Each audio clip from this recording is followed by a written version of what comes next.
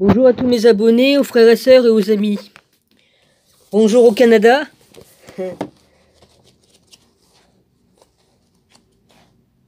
Bon, j'en étais où moi?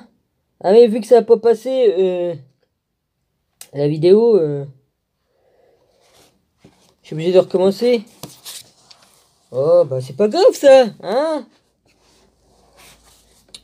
Alors l'évangile de vérité. L'évangile de vérité est la joie pour ceux qui ont reçu la grâce de connaître le Père de la vérité à travers la puissance du Verbe qui est venu du pléthrum. Celui qui est dans la pensée et dans l'esprit du Père, c'est-à-dire celui qui est adressé comme le Sauveur. Étant le nom de l'œuvre qu'il réalise pour la rédemption de ceux qui ignoraient le Père, tandis que dans le nom de l'Évangile se trouve la proclamation de l'espoir étant de la découverte pour ceux qui le recherchent.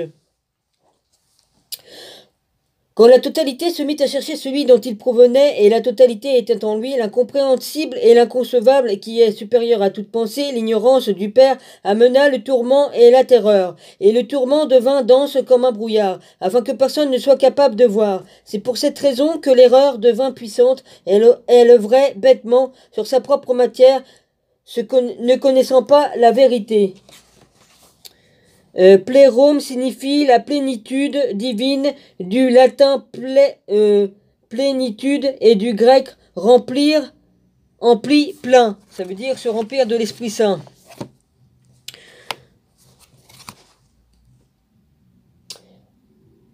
Alors, ne connaissant pas la vérité, elle s'attaqua à une création préparant avec puissance et beauté le substitut à la vérité. Ce ne fut pas alors une humiliation pour lui, celui qui est incompréhensible, inconcevable, car il n'était rien. Le tourment et l'oubli est la créature de la tromperie, tandis que la vérité établie est immuable, imperturbable, d'une parfaite beauté. Pour cette raison, méprisez l'erreur.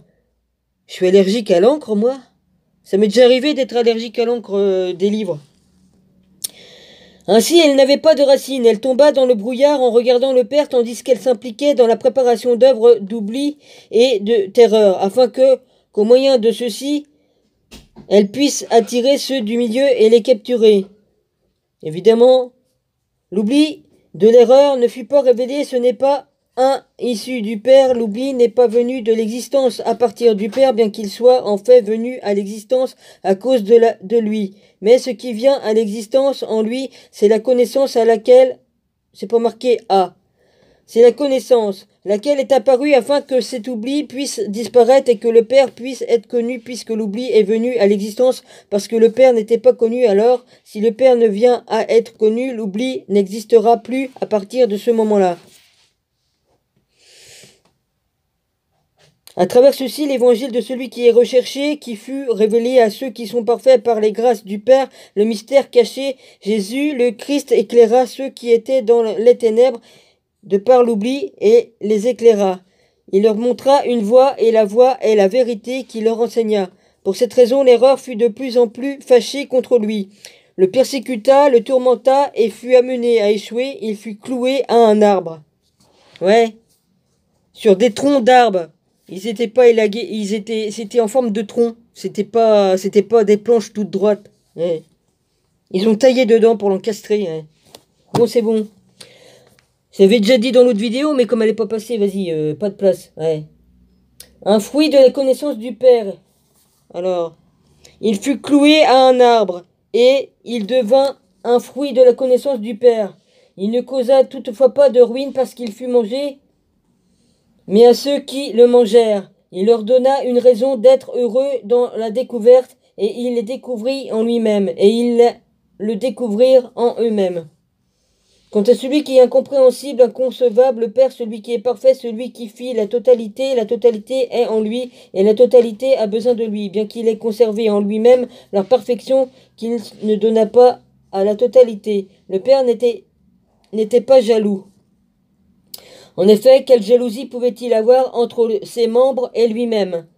Car si ces éons avaient ainsi reçu leur perfection, ils ne seraient pas arrivés, il manque un mot, le Père, il conserve leur perfection en lui-même, leur accordant comme un retour à lui et une connaissance parfaitement unitaire. C'est lui qui façonna la totalité et la totalité est en lui. Et la totalité avait besoin de lui.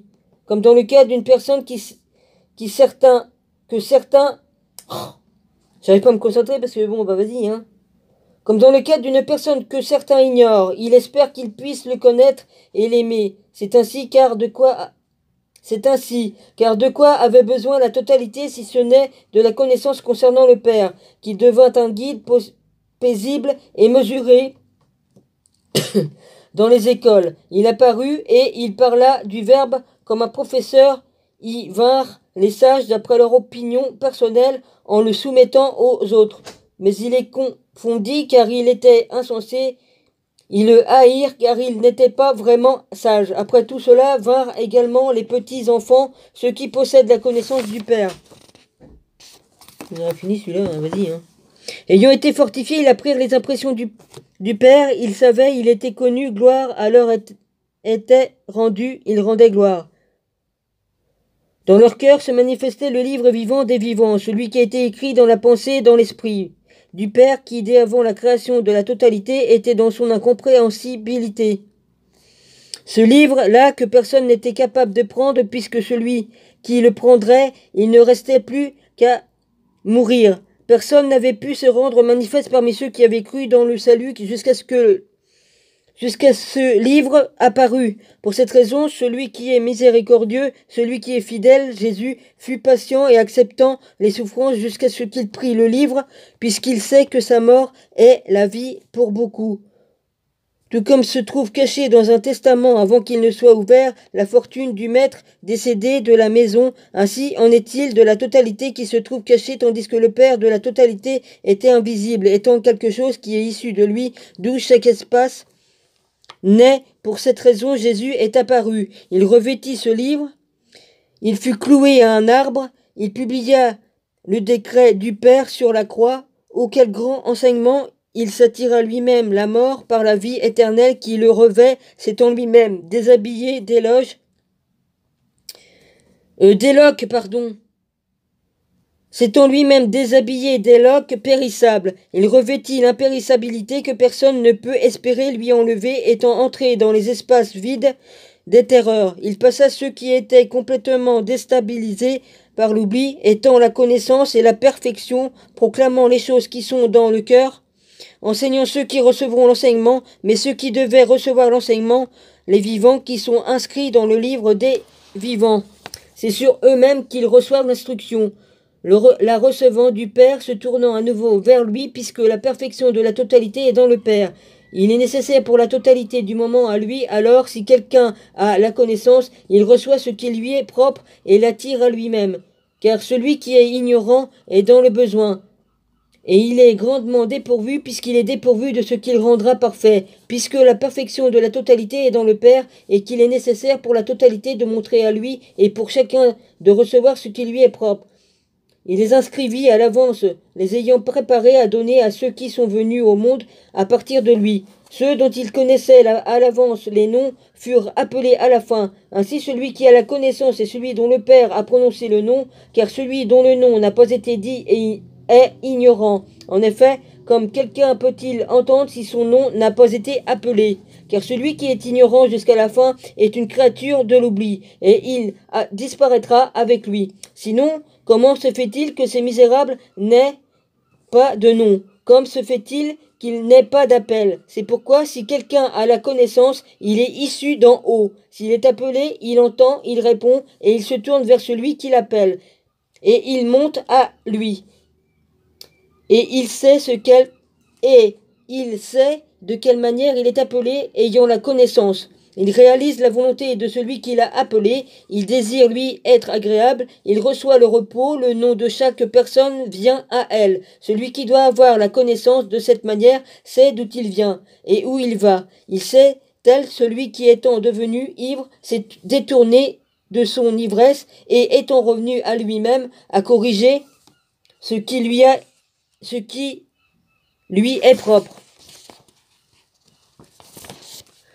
Il en a sorti beaucoup de l'erreur. Il est allé à leur rencontre dans leur demeure, desquels il était parti, puisqu'il s'était à cause de la profondeur qu'ils ont reçu l'erreur. La profondeur de celui qui entoure tous les espaces, tandis qu'il n'y a personne qui l'entoure. Ce fut un grand miracle qu'il ait été dans le Père, ne le connaissant pas, et qu'il était capable de venir au monde par eux-mêmes, puisqu'il était incapable de comprendre ou de connaître celui dans lequel il était, parce que si sa volonté n'avait pas ainsi émergé de lui, c'est parce qu'il la révéla en vue d'une connaissance dans laquelle toutes ces émanations coïncident. C'est la connaissance du livre vivant qui a révélé aux 23 éons à la fin comme ces lettres révélant comment elles ne sont ni des voyelles ni des consonnes pour qu'on puisse les lire et penser quelque chose d'insensé, mais qui sont les lettres de la vérité qui seules parlent à ceux qui les connaissent. Chaque lettre est une pensée totale comme un livre total puisque ce sont des lettres écrites par l'unité. Le Père les ayant écrits pour les éons, afin qu'au moyen de cette lettre, il puisse connaître le Père, tandis que sa sagesse contemple le Verbe, que son enseignement le prononce, sa connaissance l'a révélé, tandis que l'indulgence est une couronne au-dessus de lui, et que sa joie est en harmonie avec lui. Sa gloire l'a exalté, son image l'a révélé, son repos l'a reçu en lui-même, son amour a fait son corps sur lui, a fait un corps sur lui, sa fidélité l'a embrassé. De cette manière, le Verbe du Père a grandi dans la totalité comme le fruit de son cœur et une impression de sa volonté, mais il soutient la totalité. Il est choisi et reçoit ainsi l'impression de la totalité, les purifiant, les ramenant au Père, à la Mère, Jésus, de l'infinie douceur. Un Père et une Mère.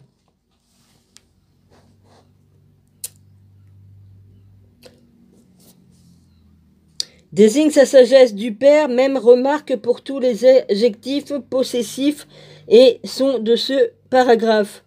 Désigne le verbe, même remarque pour tous les pronoms, il, le, elle, apostrophe et lui, jusqu'à la fin de ce paragraphe. NDT, SF, STS, NDT, ouais. Verbe au passé simple, NDT. Désigne la forme de la déficience. NDT 24, ouais. Je sais pas ce qu'il a fait, lui, il est venu puis il est reparti. J'en sais rien. De son cœur, une impression de volonté. Le Père révèle son sein ou or son sein est le Saint-Esprit. Il révèle ce qui est caché de lui. C'est mon Fils qui est caché de lui, afin qu'au travers des miséricordes du Père, les éons puissent le connaître et cesser leur labeur à la recherche du Père, reposant là en lui, sachant que ceci est le repos. Ayant rempli la déficience, il abolit la forme. Sa forme est le monde, celui dans lequel il a servi. Car l'endroit où se trouve l'envie est les dissensions. Les dissensions est déficient, mais l'endroit où se trouve l'unité est parfait, puisque la déficience est venue à l'existence parce que le Père n'était pas connu. Par conséquent, quand le Père est connu, la déficience n'existera plus à partir de ce moment-là, comme dans le cas de l'ignorance d'une personne. Quand elle parvient à avoir la connaissance, son ignorance disparaît d'elle-même, comme l'obscurité disparaît quand la lumière apparaît. De même que la déficience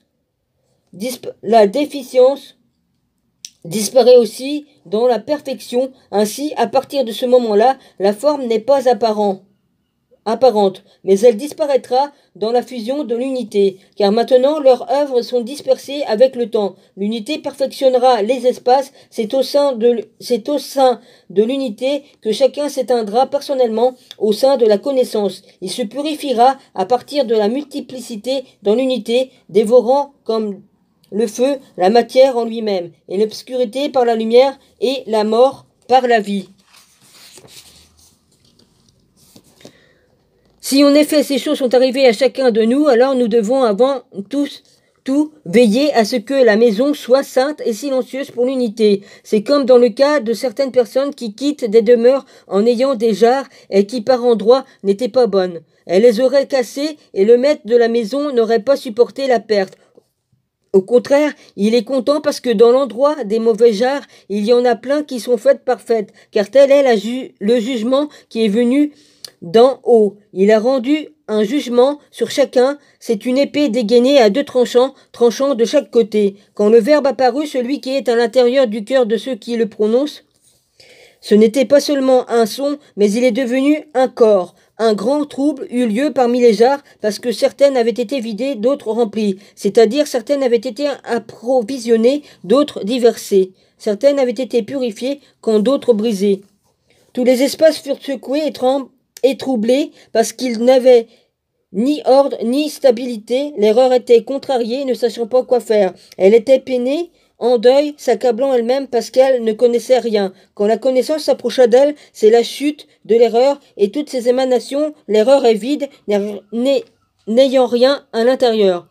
La vérité apparut toutes ses émanations, la connaissance. Elles accueillirent le Père en vérité avec une puissance parfaite qui les unit au Père. Car comme dans toute personne qui aime la vérité, parce que la vérité est la bouche du Père, sa langue est le Saint-Esprit. Celui qui est uni à la vérité est uni à la bouche du Père par sa langue chaque fois qu'il reçoit le Saint-Esprit, puisque c'est la manifestation du Père et sa révélation à ses éons. J'en suis où, moi 16. Il manifesta ce qui était caché en lui, il l'expliqua, car qui contient si ce n'est le Père seul? Tous les espaces sont ses émanations. Ils ont su qu'il venait de lui comme les enfants qui sont issus d'un homme adulte. Ils savaient qu'ils n'avaient pas encore reçu de forme, ni encore reçu de nom. Chacun d'entre eux que le Père engendre, alors quand ils reçoivent la forme par sa connaissance, bien que véritablement en lui, ils ne le connaissent pas. Mais le Père est parfait, connaissant chaque espace en lui. S'il le désire, il se manifeste à qui désire en lui donnant forme et en lui donnant un nom. Et il lui donne un nom et fait que ceux-ci viennent à l'existence. Ceux qui, avant de venir à l'existence, ignorent celui qui les a façonnés. Je ne dis pas alors qu'il n'y ait rien du tout, mais ne soit pas encore venu du tout, qui ne soit encore venu à l'existence, mais ils sont en celui qui désirera qu'ils viennent à l'existence. Quand il le désire, comme le temps qui doit arriver avant que toutes les choses n'apparaissent. Il sait qu'il produira, mais le fruit qui n'est pas encore manifeste sait rien et ne sait rien non plus. Et ne fait rien non plus, pardon. Ainsi également chaque espace qui lui-même dans le Père est issu de celui qui existe, qu'il a établi à partir de ce qui n'existe pas. Car celui qui n'a pas de racine n'a pas non plus de fruit. Et bien qu'il pense de lui-même, j'ai été créé, il périra néanmoins par lui-même. Pour cette raison, celui qui n'a pas existé de tout ne viendra jamais à l'existence. Qu'espérait-il alors penser de lui-même? Ceci, j'ai été créé comme les ombres et les fantômes de la nuit. Quand la lumière brille sur la terreur que cette personne a expérimenté, il sait qu'il n'est rien. Ainsi il ignorait le Père, celui étant celui qu'il ne voyait pas, puisqu'il y avait de la terreur et du trouble et de l'instabilité et du doute et de la division, il y avait de nombreuses illusions à l'œuvre au moyen de ceci, et il y avait des fictions vides, comme s'ils étaient plongés dans le sommeil, et comme s'ils se trouvaient dans des rêves inquiétants. Soit il y a un endroit vers lequel ils s'enfuient, soit sans force ils viennent de courir après les autres, soit ils sont impliqués à donner des cours, soit ils sont tombés d'endroits élevés, soit ils s'envolent dans les airs, bien qu'il n'aient pas d'ailes. D'ailleurs parfois c'est comme si les gens les assassinaient, bien qu'il n'y ait personne qui les poursuive, ou comme si ils assassinaient eux-mêmes leurs voisins, car ils ont été tachés par leur sang. Quand ceux qui subissent toutes ces choses se réveillent, ils ne voient rien, eux qui étaient au milieu de tous ces troubles, car ils ne sont rien. Telle est la voie de ceux qui ont écarté d'eux l'ignorance comme le sommeil, ne l'estimant pas comme quelque chose, pas plus qu'ils n'estiment ces 30 œuvres comme des choses solides, mais il les laisse derrière comme un rêve dans la nuit. La connaissance du Père, il l'évalue comme l'aube. C'est de cette manière que chacun a agi comme endormi au moment où il était ignorant. Et c'est de cette manière qu'il est parvenu à la connaissance, comme s'il s'était réveillé, et le bien que l'homme est bien pour l'homme, comme s'il s'était réveillé. Le bien pour l'homme qui reviendra de ce réveil est heureux, celui qui a ouvert les yeux à l'aveugle. Et l'esprit courut avec lui, le pressant de se réveiller, ayant étendu sa main sur celui qui gisait sur le sol, il le mit sur pied, car il ne s'était pas encore levé. Leur donna les moyens de connaître la connaissance du Père et la révélation de son Fils, car comme ils l'eurent vu et entendu, il leur accorda de goûter ou de sentir, et de toucher le Fils bien-aimé. Quand leur fut apparu en les enseignant sur le Père, celui qui est incompréhensible, quand il leur eut insufflé ce qu'il y a dans la pensée, s'accomplissant, ce qu'il y a dans la pensée, accomplissant sa volonté, quand beaucoup eurent reçu la lumière, ils se tournèrent vers lui, car ce qui était matériel était étranger et ne voyait pas son image et ne l'avait pas connu, car il vint au moyen de la forme charnelle, tandis que rien ne bloquait sa route, parce que l'incorruptible est irrésistible, puisqu'il parla d'ailleurs des choses nouvelles, tout en parlant sur ce qui est dans le cœur du Père, ayant mis au monde le Verbe parfait.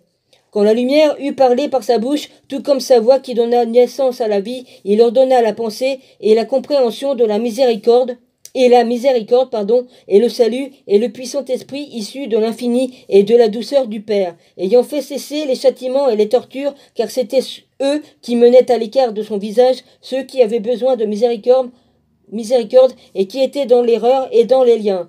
Il les détruisit avec puissance et les confondit aussi avec la connaissance. Il devint une voix pour ceux qui s'étaient égarés et une connaissance pour ceux qui étaient ignorants, une découverte pour ceux qui cherchaient et un support pour ceux qui hésitaient, la blancheur immaculée pour ceux qui étaient souillés, la robe blanche.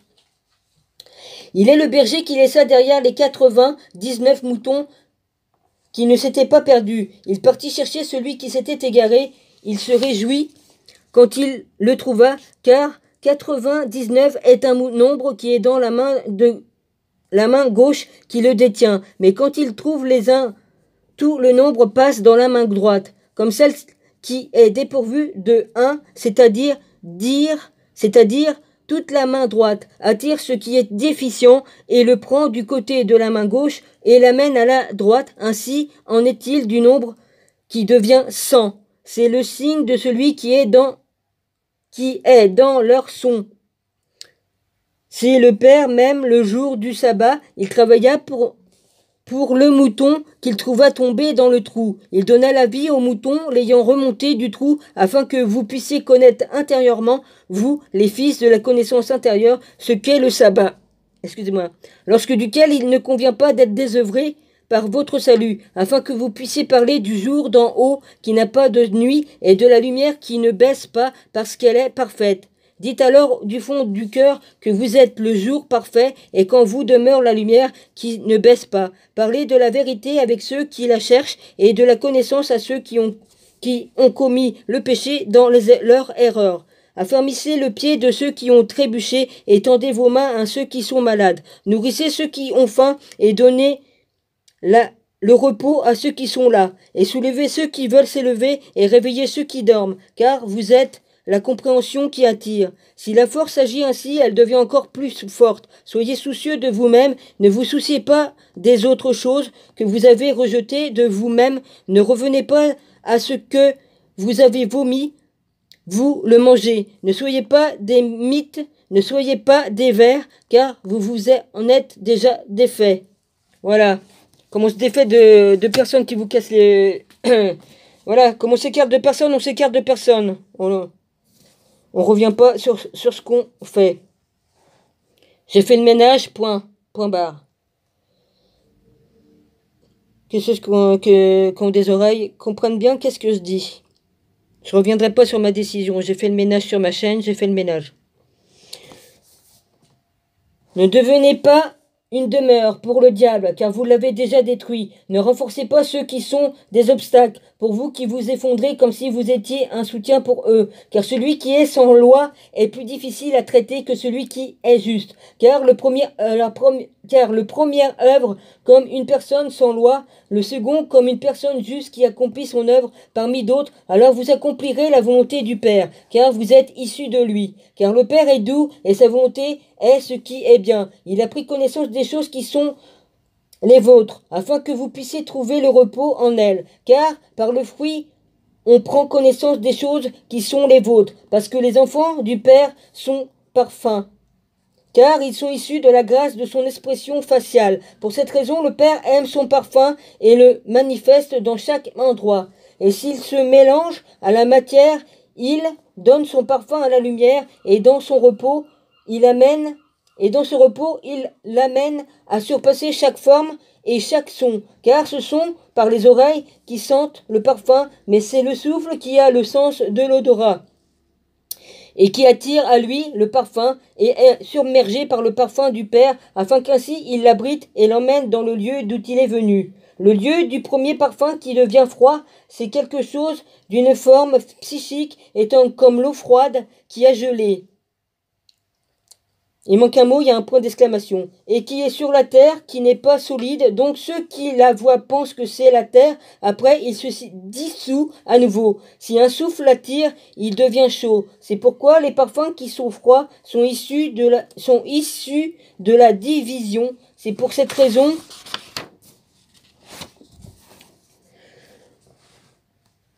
qu'est venue la foi. Elle a dissous la division, et elle a apporté le chaud plérum d'amour, afin que le froid ne revienne plus, mais qu'il y ait l'unité de la pensée parfaite. Ceci est le verbe de l'évangile de la découverte du plérum pour ceux qui attendent le salut qui vient d'en haut, pendant que leur espoir qu'ils attendent est dans l'attente, eux dont l'image est la lumière sans aucune ombre en elle. Alors à ce moment-là, le plérum se met à venir. La déficience de la matière ne vint pas par l'illimitation du Père qui vient pour donner du temps à la déficience, bien que personne ne puisse dire que celui qui ne peut être corrompu viendra de cette manière. Mais la profondeur du Père fut multipliée et la pensée de l'erreur n'existait pas en lui. C'est une chose qui tombe, c'est une chose qui à nouveau se tient facilement droite dans la découverte de celui qui doit venir à celui qui le ramènera, car le retour est appelé repentir. Pour cette raison, l'incorruptibilité respirera. Elle poursuivit celui qui avait péché afin qu'il puisse se reposer, car le pardon est ce qui reste à la lumière dans la déficience, le verbe du plérum. Car le médecin accourt à l'endroit où se trouve la maladie, parce que c'est là la volonté qui est en lui. Celui qui a une déficience alors ne le cache pas, parce qu'on a ce don, l'autre est dépourvu. Ainsi, le plérum qui n'a pas d'u déficience, mais qui comble la déficience, est ce qu'il y a fourni à partir de lui-même pour combler ce dont il était dépourvu, afin qu'il puisse en conséquence recevoir la grâce. Car quand il était indéficient, il n'avait pas la grâce. C'est pourquoi il y avait une diminution existante dans l'endroit où il n'y a pas de grâce. Quand celui qui était diminué fut reçu, il révéla ce dont il était dépourvu, étant maintenant un plérum. C'est là la découverte de la lumière de la vérité qui s'élève de lui parce qu'elle est immuable. Bon, ben j'arrête là, j'en suis à la page 99. Parce que là, j'en suis à 27 minutes et je sais pas si ça va passer. Voilà. Je vous embrasse, soyez tous bénis et merci.